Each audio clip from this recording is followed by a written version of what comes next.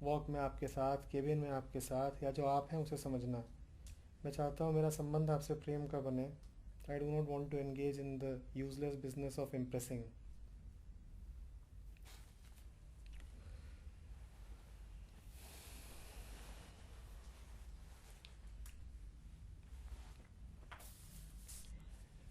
करीब आना क्या है, वो तो जो करीब हैं वही बता सकते हैं। और अगर बता सकने वाली चीज़ होती तो बता बता के ही करीब कर दिया होता उन्होंने।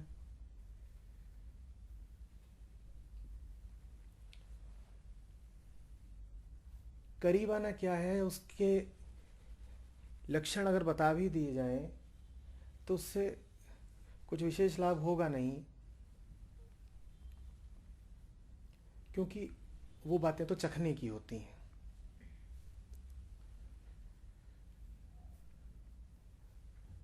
जिसने पाया बस उसी ने जाना। तो मैं करीबी से विपरीत दूरी पे बात करूंगा कि दूरी क्या है। दूरी तुम बखूबी जानते हो,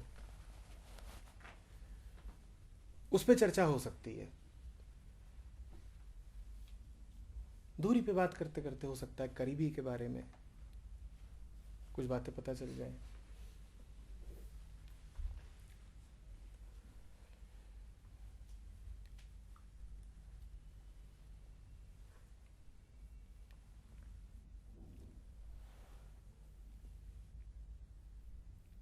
अहंकार को आश्वस्ति कभी नहीं होती।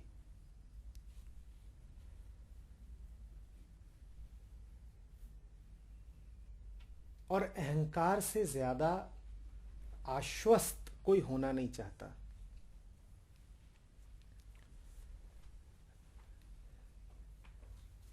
अहंकार लगातार तरीके खोजता है किसी बात को तय कर लेने के, पक्का कर लेने के।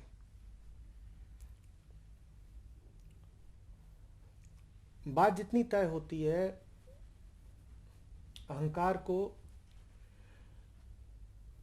एक छोर पे बड़ा सुकून मिलता है कि बात ठीक है, मैं कुछ जान गया, मैं शांत हो सकता हूं, मैं चैन से सो सकता हूं।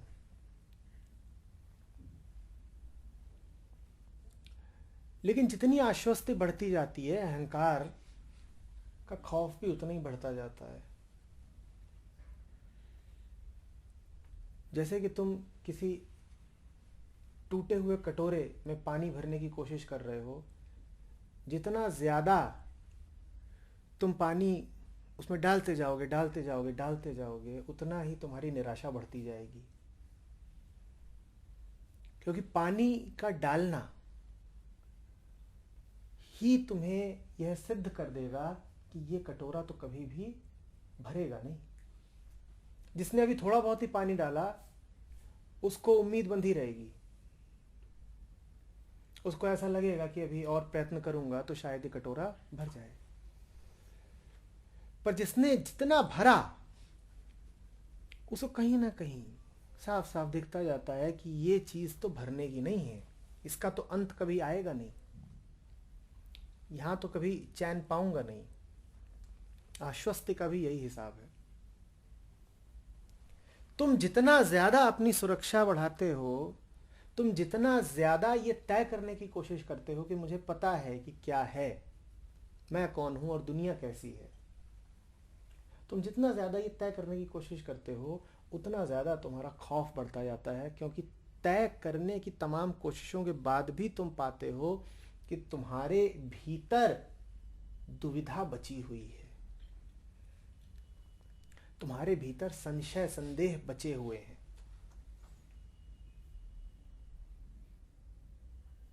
तुम्हें खुद ही प्रमाण मिलते रहते हैं, तुम अटक अटक जाते हो,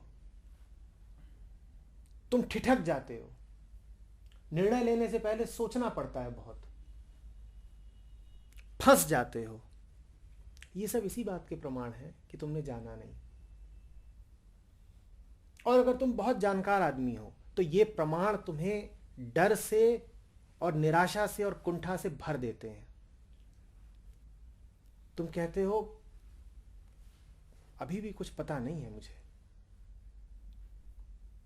और इतना तय करने के बाद भी अगर अभी भी पक्का नहीं हुआ है तो अब आगे के लिए भी क्या उम्मीद है?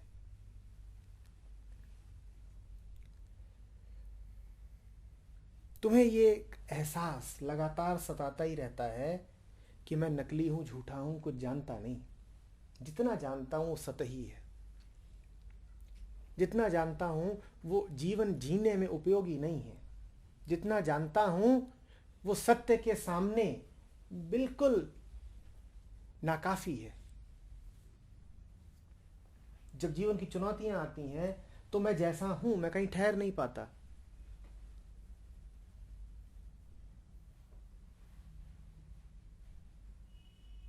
ये एहसास रहता है, सताता रहता है। तुम क्या कोशिश करते हो? जितना ये एहसास तुम्हें सताता है तुम अपने आप को आश्वस्ति से उतना और भरते हो। तुम कहते हो ठीक है, ये पता कर लूं, पता कर लूं। तुम और करोगे क्या? क्योंकि तुम्हें जीने का और कोई तरीका आता नहीं। अब आप देख रहे हैं क्या हो रहा है। अहंकार जितना ज्यादा दुख और कुंठा पा रहा है वो उतना ही ज्यादा अपने आप को और बढ़ा रहा है, क्योंकि वो सोच रहा है कि दुख और कुंठा को हटाने का तरीका ही यही है कि मैं और बढ़ूं।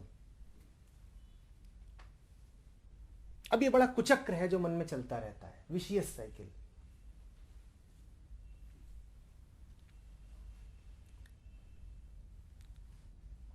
जितनी कोशिश करता जाता है मन उतना ही ज्यादा उसको पक्का होता रहता है कि मैं नाकाफी हूं, झूठा हूं, असत्य हूं।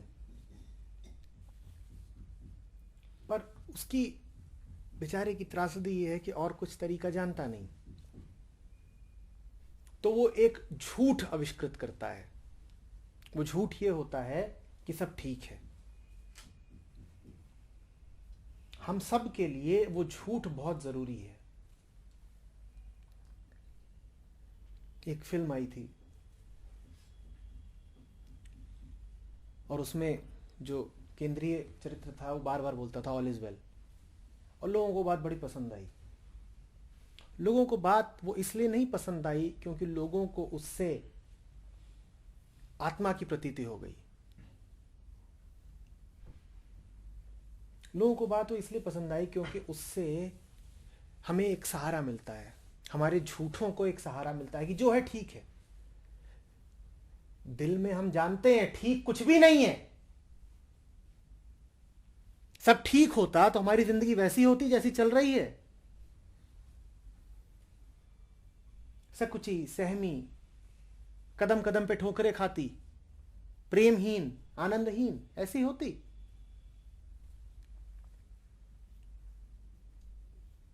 अब प्रेमहीन, आनंदहीन है, लेकिन कोई तरीका भी नहीं जानते हैं कि प्रेम पाए कैसे, आनंद पाए कैसे। तो हम अपने आप से एक झूठ बोलते हैं कि प्रेम है और आनंद है, all is well, all is well, सब ठीक। ऐसा ही तो होता है, सब ठीक है। जिंदगी ऐसी ही होती है, इससे बेहतर कुछ नहीं मिलेगा।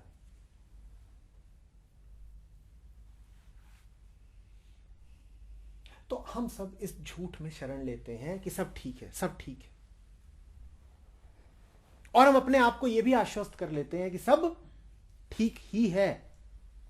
जिसने अपने आप को यह आश्वस्त कर रखा हो कि सब ठीक ही है, वो एक परिस्थिति और एक इंसान से बहुत डरेगा और कभी उसके करीब नहीं आएगा। किस परिस्थिति से और किस इंसान से? जिसके सामने आते ही ये दिख जाए कि कुछ भी ठीक नहीं है। वहां तुम्हारे लिए बहुत आवश्यक हो जाएगा दूरी बढ़ाना। बढ़ाओगे क्या? बढ़ी ही हुई है, तो दूरी बना के रखना।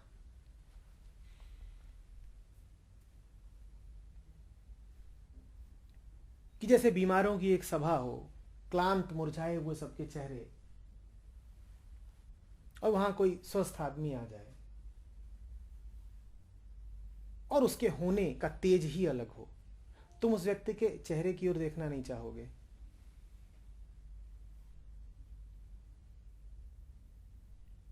क्योंकि उसका होना इस बात को प्रमाणित करता है कि तुम बीमार हो, कि तुमने अपने आप को जितने आश्वासन दे रखे थे सब झूठे हैं कि नथिंग इज वेल। तुम उसका चेहरा नहीं देखना चाहोगे, तुम दूरी बनाना चाहोगे।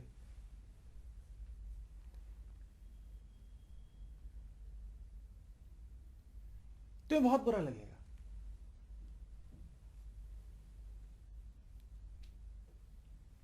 यह है दूरी का मनोविज्ञान।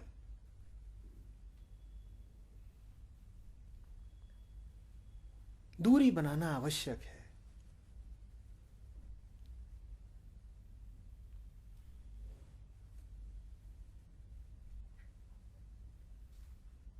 पर समझो कि अगर तुम दूरी भी बनाते हो तो उसमें तुम अच्छे से समझ रहे हो कि तुम दूरी क्यों बनाते हो,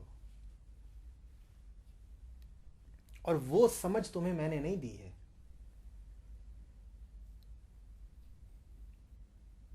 दूरी बनाने का निर्णय किसका है? तुम्हारा।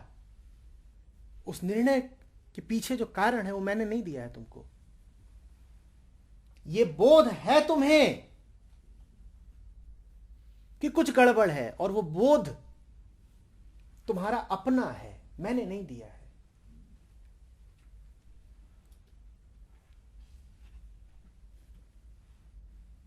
जहां से वो बोध आ रहा है वहीं से जीवन परिवर्तन की ऊर्जा भी आएगी, अगर उसे सही दिशा दे सको। जो ऊर्जा तुम अभी मुझसे बचने में लगाते हो, वही ऊर्जा जब तुम्हारी ओर मुड़ेगी तो तुम्हारा कायाकल्प कर सकती है। वो ऊर्जा अभी व्यर्थ जा रही है, वो ऊर्जा अभी बस तुम्हारे अहंकार की सुरक्षा में व्यतीत हो रही है।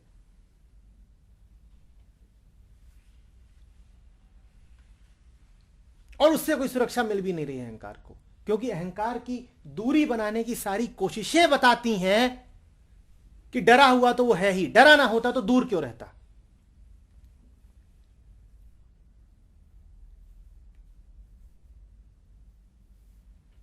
तो दूर रह करके तुम दूर रहने वाले फायदे भी नहीं उठा पा रहे।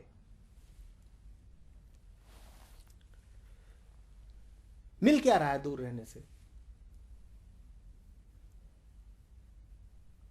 जो भय तुम्हें दूर रखता है वो भय तो अपने सीने में ही लेके घूम रहे हो ना, तो दूर रह के क्या मिला? पर भूलना नहीं, तुम अपने सीने में सिर्फ वो डर ही लेके नहीं घूम रहे, तुम अपने सीने में बोध का बीज भी लेकर के घूम रहे हो। उस बोध के बीज के बिना तो वो भय भी नहीं आ सकता था।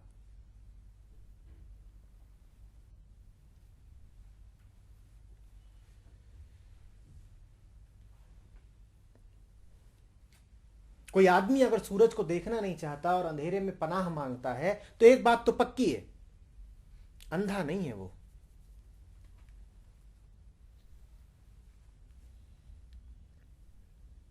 अंधे नहीं हो, बस आदत पाल ली है अंधेरे की, बिलों में छुपने की। और सूरज से भागोगे कैसे? सूरज तुम्हारे हृदय में बैठता है, वहां कोई अंधकार नहीं होता। मन तुम चाहे जितना भर लो अंधेरे से, हृदय में तो प्रकाश ही रहता है। तो प्रकाश से भागोगे कैसे? मन कहीं भी जाएगा, कितने भी अंधेरे में दुबकेगा, छुपेगा।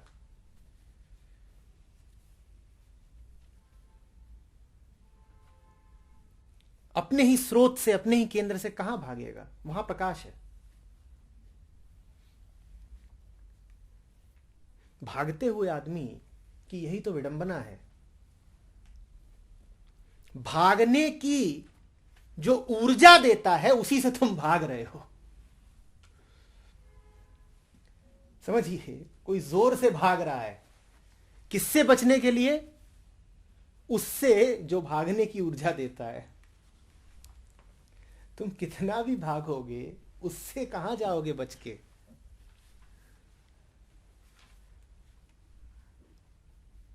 तुम आंखों से देख रहे हो, कहीं वो आसपास तो नहीं है, कहीं वो आसपास तो नहीं है।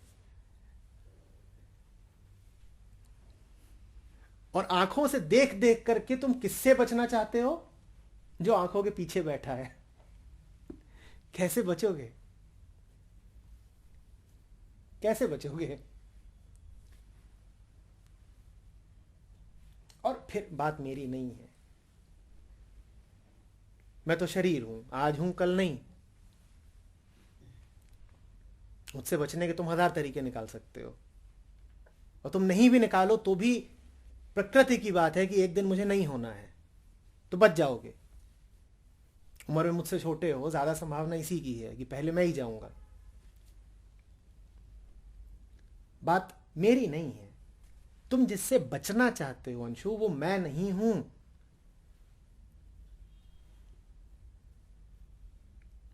वो तुम्हारे ही भीतर का प्रकाश है, और तुम उससे बच नहीं पाओगे। तुम उसी से दूरी बना रहे हो। अपने आप से दूरी बना के कौन जी सकता है?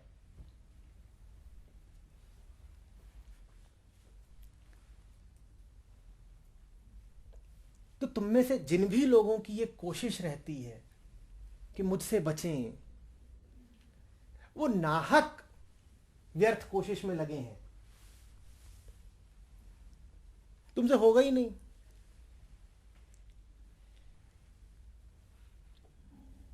फिर इसीलिए मैं चिंता भी नहीं करता। जो बचने की कोशिश करता है ठीक है, जो मुझसे बचने की जितनी कोशिश कर रहा है,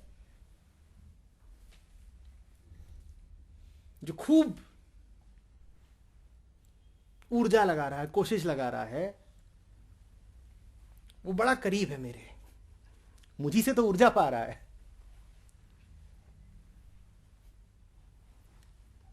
तो तुम दुबको, तुम उधर वाले कोने वाले कुर्सी में जाके बैठ जाया करो कि तुम सेशन खत्म होने के बाद आया करो। तुम्हें जितनी कोशिशें करनी है कर लो।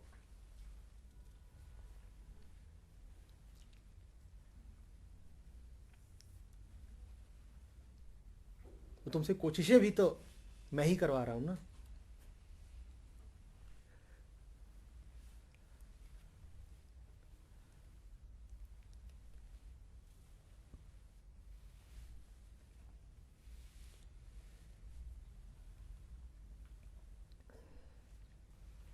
अब रही बात करीब आने की, जिसकी हमने बात करी नहीं। दूरी ही दूरी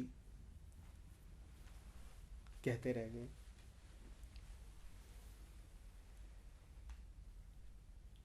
मुझे नहीं मालूम किसको कहते हो तुम करीब आना।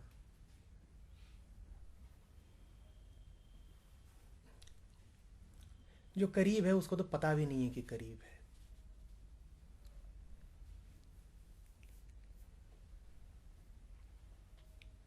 करीब होना कोई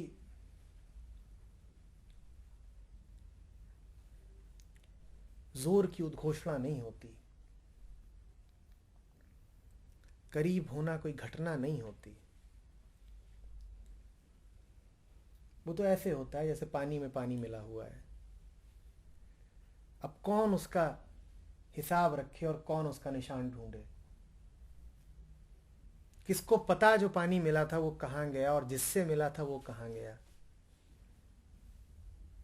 कोई लेबल चिपका है, ढूंढ लो।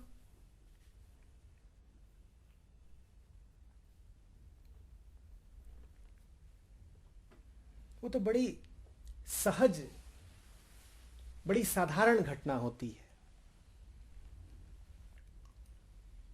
तुमने जो भी छवि बना रखी है करीब आने की, तुमने लिखा ना कि करीब आने का क्या अर्थ है, कि आपके केबिन में साथ बैठूं, वॉक में साथ चलूं, क्या आप जो कहते हैं वो समझूं, आप जो हैं उसे समझूं, कुछ भी नहीं। ये सब तो छवियां हैं तुम्हारे मन में। निकटता तो बहुत अलग बात है।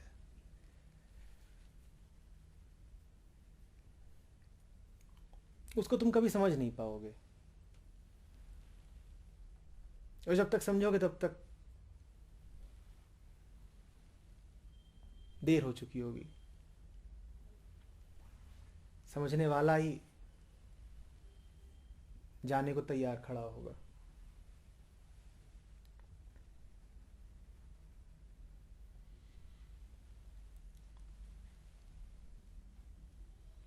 निकटता का अर्थ होता है एक पूरा ऐसा जीवन जिसमें निकटता संभव हो। किन्हीं भी दो इकाइयों में निकटता तभी होती है जब उन्होंने अपने ऊपर सुरक्षा कवच न लगा रखे हो, जब वो दोनों डरी हुई ना हो। नहीं तो निकट कैसे आएंगी? आप एक टैंक में बैठे हुए हैं और दूसरा वाला दूसरे टैंक में बैठा हुआ है, गले कैसे मिलोगे? हम सब टैंकों में ही बैठे रहते हैं, उससे कम में हमारा डरा हुआ मन राजी नहीं होता। टैंक का कवच देखा है कितना मोटा होता है, आर्मर उसका। तो आप एक टैंक में बैठे हैं, आपकी तथाकथित प्रेमिका दूसरे टैंक में बैठ के आई है, रोमांस चल रहा है, टैंक नाच रहे हैं।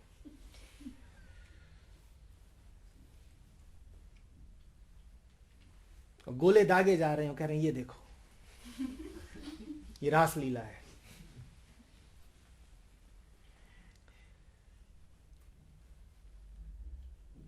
निकटता का अर्थ होता है टैंक से नीचे उतरना।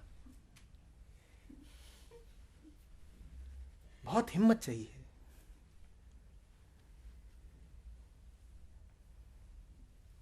असुरक्षा चाहिए।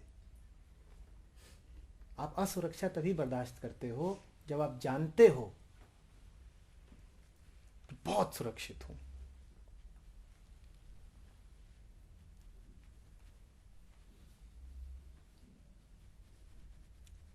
हमें से ज्यादातर लोग तो इतने अभ्यस्त हो चुके हैं टैंक में बैठने के कि वो अपने आप को पहचान ही नहीं पाएंगे अगर टैंक से उतरे।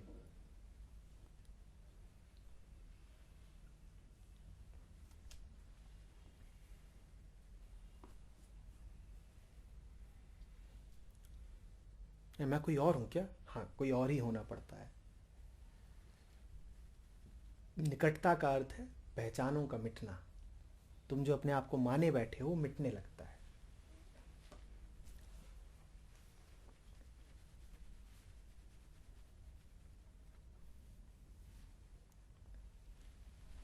और जब तुम उतरते हो टैंक से तो संभावना बनती है कि एक से ही नहीं समष्टि से गले मिल सको।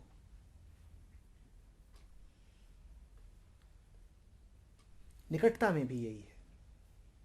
ये ना कहो कि सर आपके निकट नहीं आ पाता। तुम किसी के निकट नहीं जा सकते, और जो निकट आ सकता है एक के, वो सबके निकट जा सकता है। कोई ऐसा थोड़ी है कि टैंक में बैठोगे तो बस एक से ही बचे रहोगे। जो टैंक में बैठा है और सुरक्षित है वो फिर सबसे ही बचा हुआ रहेगा, वो किसी के निकट नहीं हो सकता।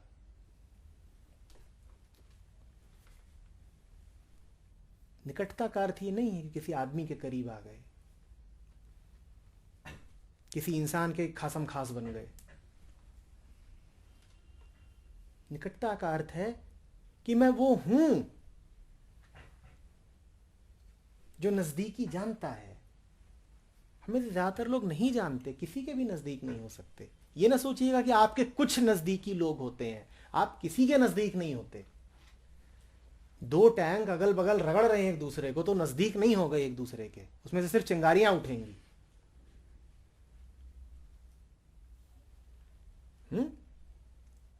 हम किसी के नजदीक नहीं हो सकते। ये भ्रम है हमारा। हम कहते हैं ना कि भाई कुछ लोग हैं जो हमारे करीबी मित्र वगैरह थे, कोई करीबी नहीं होता। जब आप जानेंगे नजदीकी का अर्थ तो आप सबके नजदीक होंगे। फिर आप बांट के नहीं देख पाएंगे कि ये भीतर वाला और ये बाहर वाला।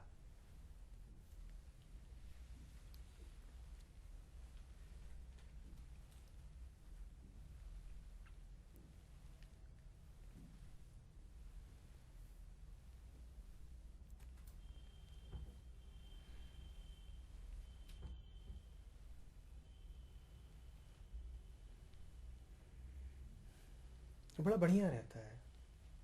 आप लोग आते हैं, बाइक नीचे पार्क करते हैं, कार नीचे पार्क करते हैं और टैंक लेके ये तीसरी मंजिल तक आ जाते हैं। चमत्कारों में चमत्कार। सोचिए, कुर्सी पे बैठे हुए टैंक के अंदर, गाड़ी नीचे पार्क हो गई, टैंक यहां छत तक आ गया, उतरने को राजी नहीं है। कोई कह रहा है देखो, तो भीतर से दूरबीन लगा के देख रहे हैं, ऐसे ही है।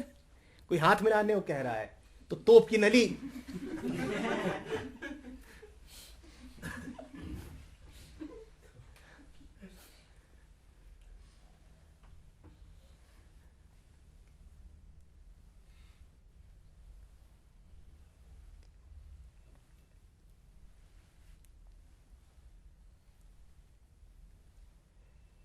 हर तरह के टैंक है, मेल टैंक, फीमेल टैंक। गुलाबी रंग के होते हैं वो। अब टैंक तो लेकिन टैंक ही है, उसमें फीते बंधे होते हैं। पर तोप की नली में तुम फीता भी बांधो तो निकलेगा तो उससे गोला ही ना।